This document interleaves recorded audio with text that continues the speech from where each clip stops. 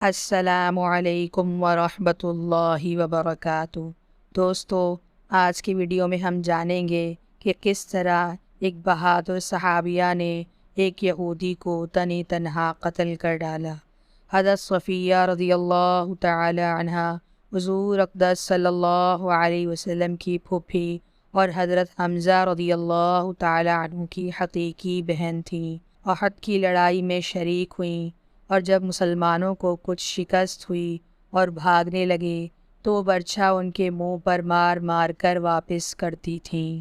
غزوہ خندق میں حضور صلی اللہ علیہ وسلم نے سب مستورات کو ایک قلعے میں بند فرما دیا تھا اور حضرت حسان بن ثابت رضی اللہ تعالی عنہ کو بطور محافظ کے چھوڑ دیا تھا۔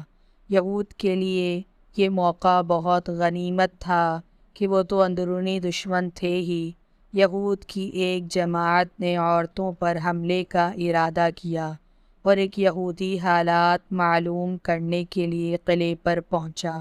حضرت صفیہ رضی اللہ تعالی عنہ نے کہیں سے دیکھ لیا۔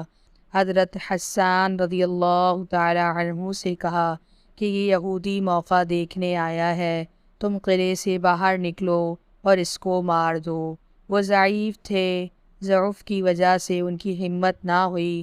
حضرت صفیہ رضی اللہ تعالی عنہ نے ایک خیمے کا کھوٹا اپنے ہاتھ میں لیا اور خود نکل کر اس کا سر کچل دیا۔ پھر قلعے میں واپس آ کر حضرت حسان رضی اللہ تعالی عنہ سے کہا کہ چونکہ وہ یہودی مرد تھا، نامحرم ہونے کی وجہ سے میں نے اس کا سامان اور کپڑے نہیں اتارے، تم اس کے سب کپڑے اتار لاؤ اور اس کا سر بھی کاٹ لاؤ۔ حضرت حسان رضی اللہ تعالی عنہ ضعیف تھے، جس کی وجہ سے اس کی بھی ہمت نہ فرما سکے، تو دوبارہ تشریف لے گئیں اور اس کا سر کاٹ لائیں اور دیوار پر یہود کے مجمع میں پھینک دیا۔ وہ دیکھ کر کہنے لگے، ہم تو پہلے ہی سے سمجھتے تھے کہ محمد صلی اللہ علیہ وسلم عورتوں کو بالکل تنہا نہیں چھوڑ سکتے ہیں، ضرور ان کے محافظ مرد اندر موجود ہیں۔ سن 20 ہجری میں حضرت صفیہ رضی اللہ تعالی عنہ کا وصال ہوا۔ اس وقت ان کی عمر 73 سال کی تھی۔ اس لحاظ سے خندق کی لڑائی میں جو سن 5 ہجری میں ہوئی، ان کی عمر 58 سال کی ہوئی۔ سبحان اللہ! آج کل اس عمر کی عورتوں کو گھر کا کام کرنا بھی دوبھر ہو جاتا ہے دوستو، چہ جائے کہ ایک مرد کا اس طرح تنہا قتل کر دینا، اور ایسی حالت میں کہ یہ تنہا عورتیں اور دوسری جانب یہود کا مجمع۔ سبحان اللہ! اس قدر بہادر خاتون تھیں۔ اللہ پاک ہمیں بھی اس قدر بہادر بنائے اور ہمیں بھی دین اسلام کی خدمت کرنے کی توفیق عطا فرمائے۔